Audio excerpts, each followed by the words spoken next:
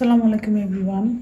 So recently আমি ribbon দিয়ে cake decoration করার জন্য রিবন কিনেছিলাম, সবচেয়ে চিকন রিবনটা বলতে গেলে। এটার দাম মাত্র 20 টাকা করে। আমি এটা নিউ মার্কেট থেকে নিয়েছিলাম এবং এটা খুবই ভালো। এবং এটা দেখেন, এটার রাউন্ড হচ্ছে প্লাস্টিক বোর্ডের।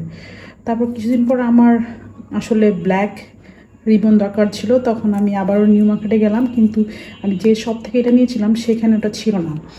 পরবর্তীতে আশেপাশে খোঁজার পর আমি এই চিকন রিবনটাই পাই। এখন আপনাদেরকে আমি সেটা দেখাবো। ব্ল্যাকের মধ্যে সেই চিকন রিবনটা, সেম সাইজ, সেম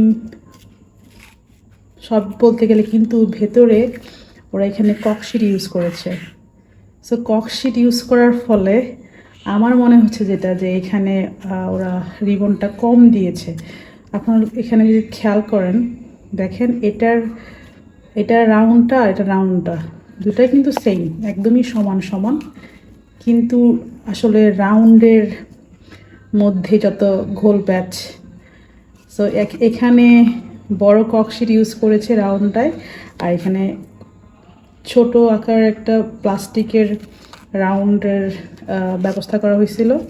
সো আমার কাছে মনে হয়েছে যে এখানে আসলে আমি 20 টাকায় নিয়েছি, কিন্তু আমাকে ঠকানো হয়েছে আর কি। তো আসলে কিছুই বলার নাই, অপশন ছিল না, তাই কিনতে বাধ্য হয়েছিলাম। তো দেখেন, এটা আমি এখন ইউজ করি না। আমি রেডটা নিয়েছিলাম সেম দোকান থেকে, রেডটা ইউজ করেছি। সো এটা এখনও ইনটেকই আছে, এই ব্ল্যাকটাও ইনটেক আছে, জাস্ট দেখানোর জন্য যে মানে আসলে ব্যবসা কতভাবে হয়।